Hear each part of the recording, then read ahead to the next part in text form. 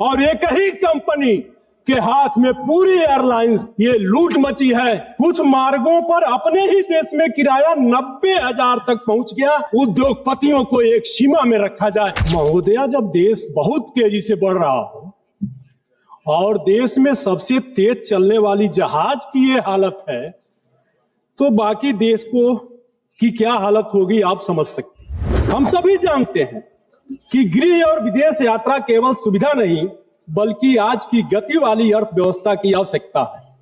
लेकिन आज हमारे देश में उस सुविधा का अनियंत्रित मनमाना और यात्रियों की जेबों को लूटने जैसा स्वरूप सामने आ रहा है, तब तो सदन में चर्चा होनी चाहिए। हवाई किराया के मनमाने और असामान्य उछाल आंकड़े बोल रहे हैं। हाल की यह घटना हुई, हाल के इंडियो संकट के दौरान टिकटों की कीमती सामान से 3 से 10 गुना तक बढ़ गई।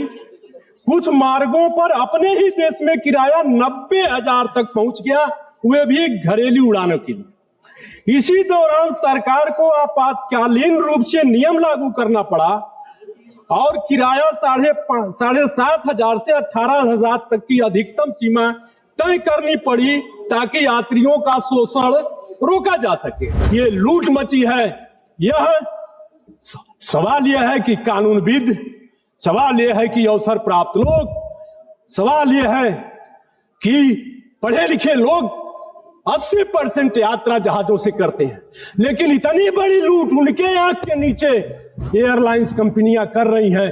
इस पर क्या कार्रवाई होनी चाहिए। और एक ही कंपनी के हाथ में पूरी एयरलाइंस लगभग 70 से 80% जहाज और रूट पर कब्जा एक ही एयरलाइंस कर लिया। बाकी एयरलाइंस को और मुनाफा करने वाले रूट दे दिए गए। मेरी मांग है कि उद्योगपतियों को देश के हवाले करने का जो मंसूब आप लोग पाले हैं, ऐसा मत करिए। सपना देखा था कि चप्पल पहनने वाला भी जहाज से उड़ेगा। अरे हवाई चप्पल पहनने वाला जहाज तो दूर, जहाज पर चलने से दूर हो गया, लाखों का बूट पहनने वाले लोग भी दूर हो गए। यह हो गई स्थितियां। इसलिए उद्योगपतियों को एक सीमा में रखा जाए, यही मैं सरकार से गुजारिश करते हुए अपनी वाणी को विराम देता हूं।